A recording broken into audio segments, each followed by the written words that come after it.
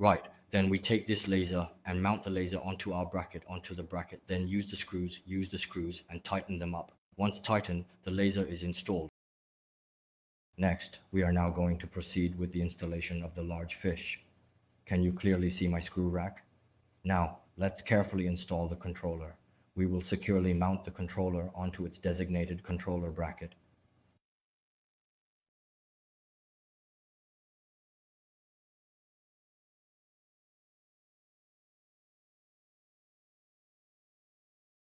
Then let's stick the other one on as well.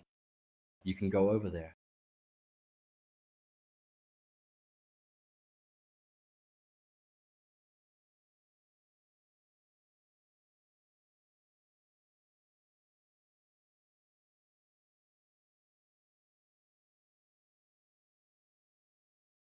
There's no suitable place to stay again, it seems.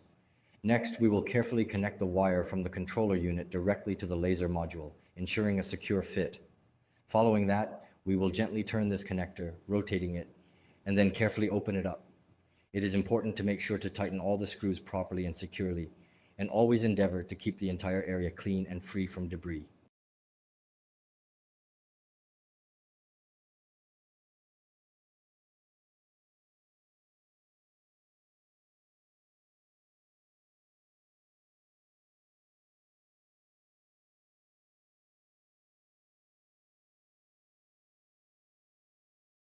Oh, right, don't film yourself.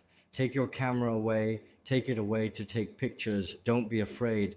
Maybe his camera didn't quite catch you. That's even better. Now, our laser and its controller are both successfully installed. So next we will proceed to carefully install the monitor onto the monitor bracket, and then we will carefully connect the monitor cable first.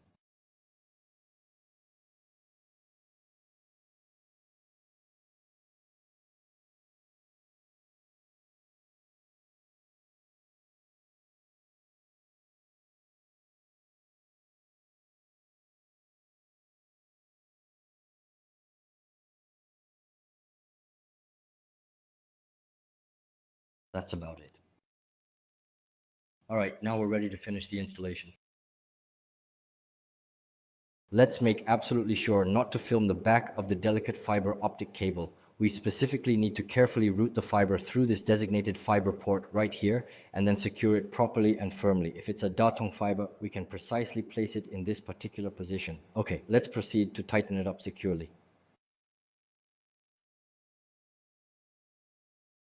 Next, regarding the camera lens and the f/52p6, if there's a connector below, we can plug the fiber optic connector in underneath. No need to film this part, you don't have to record it. Also, for the encoder, we can plug it directly into this machine as well. Of course, our machine right now is an AP65. The AP65 doesn't have a socket, it requires the wire to be connected directly inside here. So when the time comes, we'll say that this connector needs to be cut off and wired directly inside. In other words, if you need to connect it, just connect it like this and plug it in properly. This is the photoelectric sensor. This one is for the encoder. If the encoder has a photoelectric sensor, you can connect it directly. And over here is the power supply. Once we plug it in, the machine will be powered on.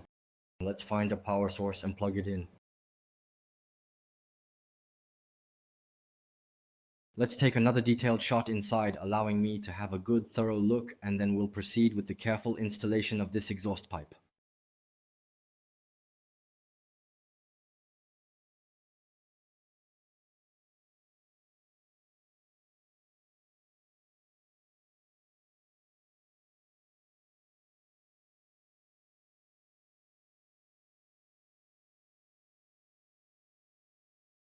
Oh, look at that. It's a really small exhaust pipe. Alright, we definitely need to get this important part right now.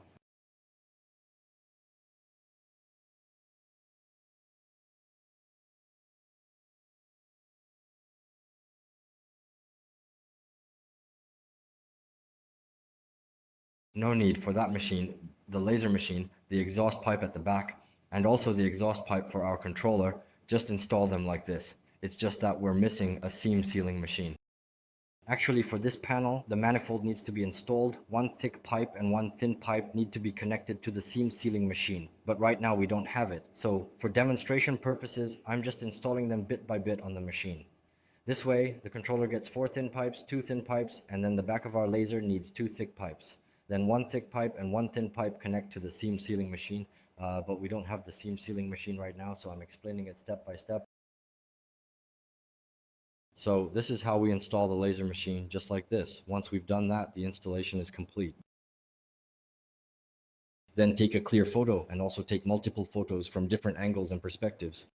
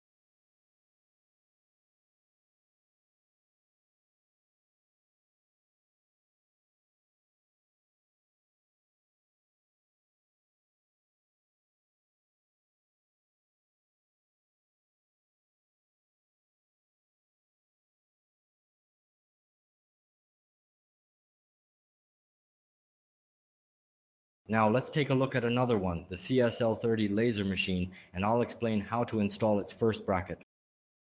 First, this is the base plate, the chassis. This is the vertical wall, which is the bracket, the upright support. First, we attach the screws from the bracket onto the base plate.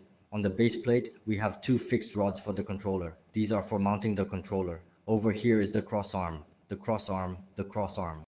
We install the laser on this part, right here. This is a cross arm, and over here is a bracket for the photoelectric sensor. Pay attention to the details. This is the bracket for the photoelectric sensor. Alright, take a look at how to install it. Okay.